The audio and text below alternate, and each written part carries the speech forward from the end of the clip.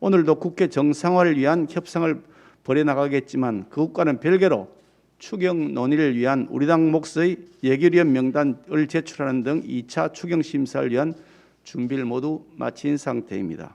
국민들께 약속드린 것처럼 정치 투쟁을 하는 중에서도 국민의 삶과 직결되는 민생만큼은 결코 소홀히 하지 않을 것입니다.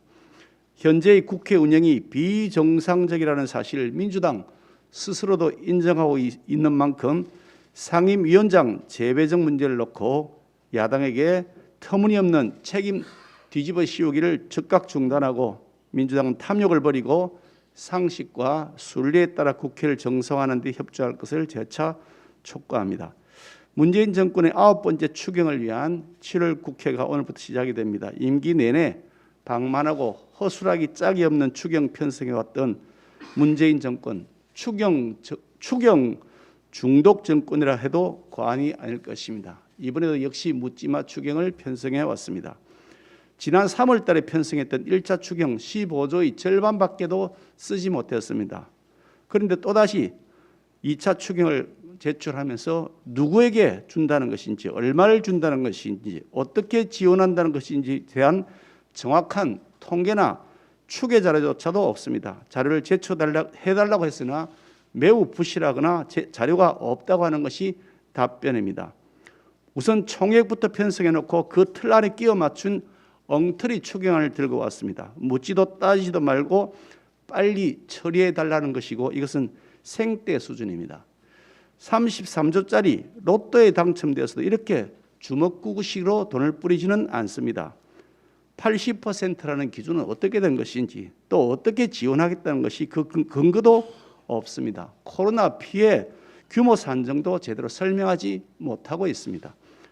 문화소비, 철도 버스 교통비를 위한 쿠폰을 제공하겠다는 것인데 그 제공 방법은 선착순에 따라서 먼저 신청해서 챙겨가는 사람이 장땡이라는 겁니다.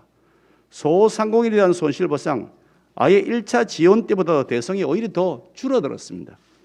국가 채무가 1,000조가 눈앞인데 추가 세수 31조를 빚 갚는 데 쓰기는커녕 그냥 책임 면평으로 눈가림식 2조 국채 상환 쇼만 벌여놓고 델타 변이 바이러스 확산으로 사회적 거리두기가 다시 강화되는 마당에 여행 쿠폰을 남발하겠다는 것이 과연 타당한 것인지 따져보지 않을 수가 없습니다. 우리 국민의힘은 코로나로 인해 정말 회복 불가능할 정도로 어려움에 처한 소상공인들의 손실, 그것을 보다 확실하게 보상해 드리도록 하겠습니다.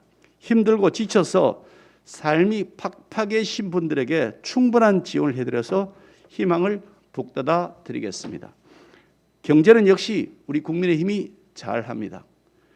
나라 경제보다 선거를 우선시하는 문재인 정권의 세금 먹는 추경으로는 경제를 살릴 수 없습니다. 우리 국민의힘이 꼼꼼히 살피고 깐깐히 따져서 정권용 추경이 아니라 국민을 살리는 민생용 추경이 될 수 있도록 제대로 일하겠습니다.